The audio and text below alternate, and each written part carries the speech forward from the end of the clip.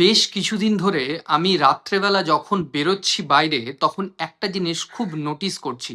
সেটা ঠিক রাত্রি ৮টা এবং ৯টার পর থেকে বেশি হচ্ছে। সেটা হচ্ছে বাড়ির পোষা গরুগুলি রাস্তার মাঝখানে খুব বেপরোয়াভাবে বসে থাকছে বা দাঁড়িয়ে থাকছে। এর ফলে ঘটছে অনেক ধরনের দুর্ঘটনা।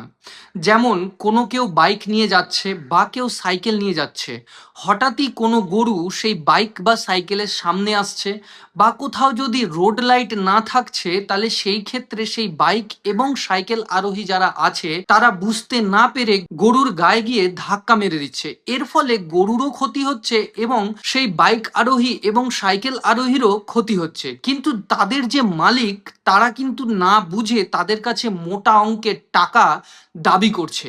এর পেছনে কি কোনো রকম ষড়যন্ত্র আছে, নাকি এটা ইচ্ছে করে করা হচ্ছে?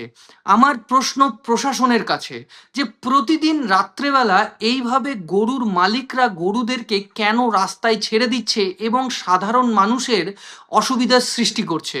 আপনারা ভেবে দেখুন, কারো বাড়ির যদি কোনো অসুস্থ পেশেন্টকে অ্যাম্বুলেন্সে করে খুব তাড়াতাড়ি হসপিটাল বা নার্সিংহোমে নিয়ে যাওয়ার হয়, আর এইভাবে যদি রাস্তার মাঝখানে গরুগুলি বসে থাকে বা দাঁড়িয়ে থাকে, তাহলে সেই অ্যাম্বুলেন্সটি ঠিক টাইমে কিভাবে পৌঁছাবে?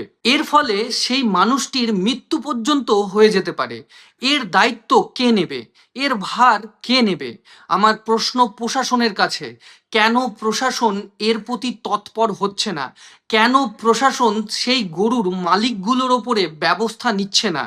কেন প্রশাসন সেই গরুগুলিকে ধরে নিয়ে এসে থানায় রাখছে না, এবং যখন তার মালিক এই গরুগুলিকে ছুটাতে যাবে তাকে একটা মোটা অঙ্কের কেন ফাইন করা হচ্ছে না? এর পিছনে কি বোর্ড না ভাঙা তৃণমূলের যারা নেতারা রয়েছে তাদের কোনো ষড়যন্ত্র?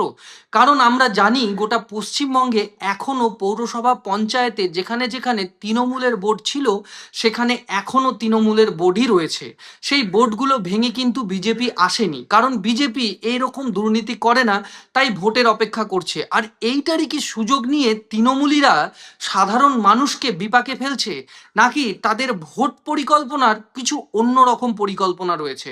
আমি আমার মুখ্যমন্ত্রী তথা সমস্ত প্রশাসনিক যারা অফিসার রয়েছেন বা বিজেপির যারা নেতা রয়েছেন তাদের দৃষ্টি আকর্ষণ করব এই বিষয়ে, যে খুব তাড়াতাড়ি এর উপরে আপনারা হস্তক্ষেপ করুন এবং রাস্তায় যেন রাত্রেবেলা এইভাবে গরু দাঁড়িয়ে থেকে মানুষের অসুবিধে না হয়। ধন্যবাদ সেভিক ভলেন্টিয়ারদের, যারা রাত্রেবেলা এই গরুগুলোকে সরাচ্ছে এবং মানুষের চেষ্টা করছে সুবিধে করে দেওয়ার।